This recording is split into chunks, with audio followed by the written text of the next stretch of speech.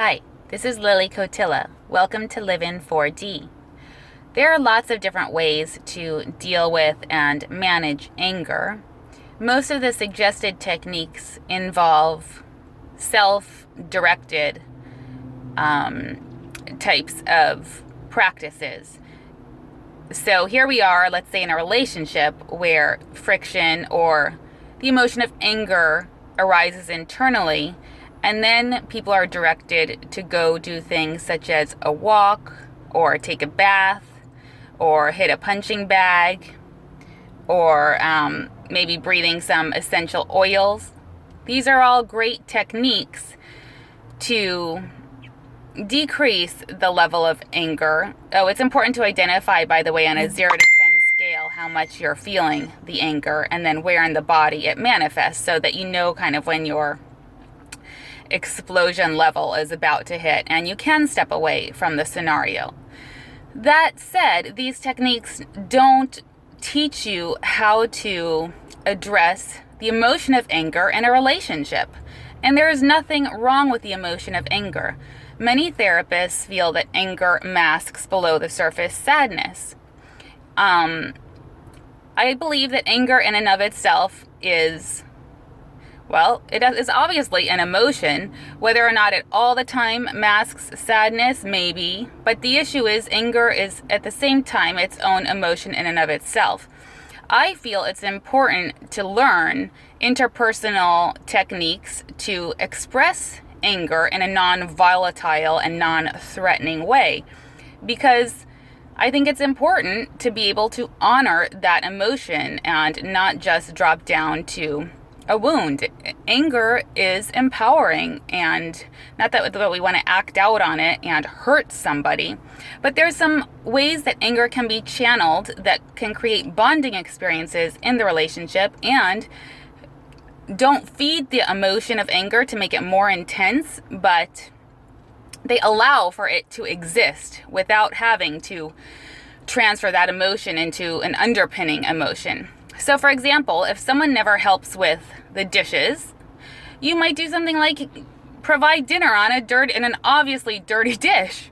Or if someone never helps with the laundry, you might put in the dirty clothes back in the clean drawer, obvious dirty socks, not to be passive aggressive and not to be sneaky. But you're making a funny statement. Then if the person approaches you, not in a harassing or critical, responsive way, but you kind of are like, yeah, why do you think that might be? Why do you think I put your dirty socks in your drawer? So that's one technique of how to deal with anger. Another idea is you can dip into like a sassy kind of anger with a personality to it.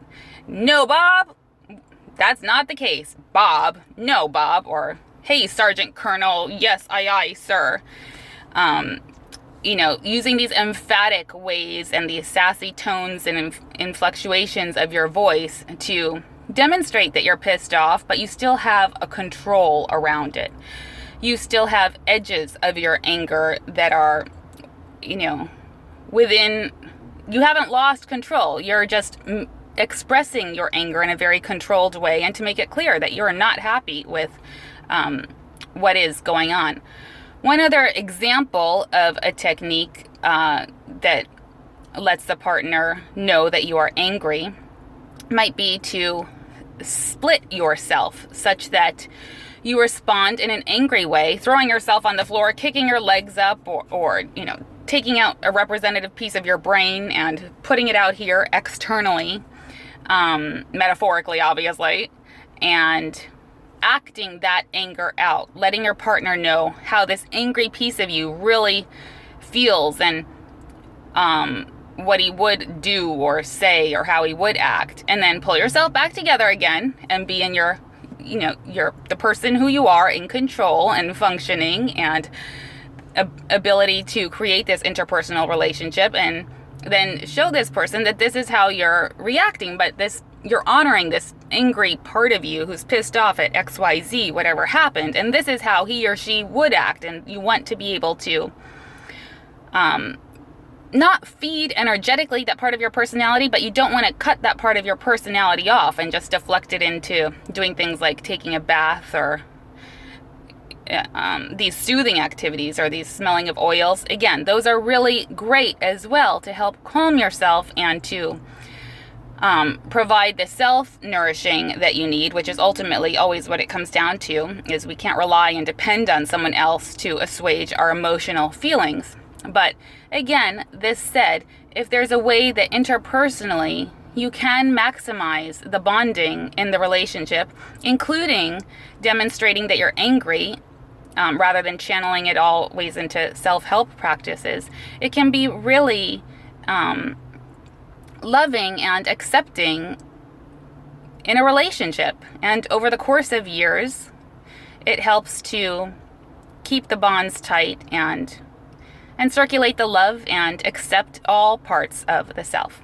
Okay, good luck with these anger practices. I'm sure you can come up with more healthy, expressive ways of demonstrating your anger that are also funny, elicit humor, and hopefully help to get a little bit more of what you're wanting around the house or emotionally or whatever it is. Good luck.